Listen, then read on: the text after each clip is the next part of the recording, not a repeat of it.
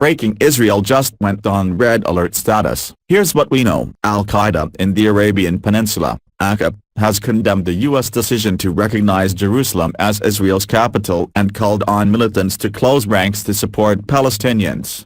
U.S. President Donald Trump on Wednesday reversed decades of U.S. policy and recognized Jerusalem as the capital of Israel. Al-Qaeda network urged followers around the world to target vital interests of the United States, its allies and Israel. A statement posted Friday on al-Qaeda's media arm as-Sahab called for holy war or jihad and described America as an oppressor of Muslims. In the statement carried by the U.S. site monitoring group, the Yemen-based AQAP said Trump's decision was the result of what it said were normalization steps between some Gulf Arab countries and Israel, Fox News reports.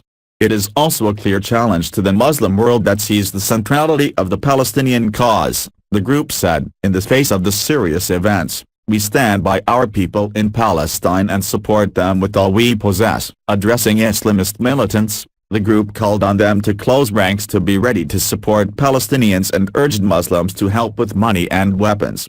Palestinians clashed with Israeli troops across the West Bank and Muslim worshippers from Jordan to Indonesia took to the streets after Friday midday prayers to protest U.S. President Donald Trump's recognition of contested Jerusalem as Israel's capital. In several cities and towns, angry protesters hurled stones at Israeli troops who responded with tear gas and rubber bullets. Smoke rose over Bethlehem. Trump's seismic policy shift on Jerusalem has angered Arabs and Muslims who view it as an expression of blatant pro-Israel bias on one of the region's most explosive religious and political disputes.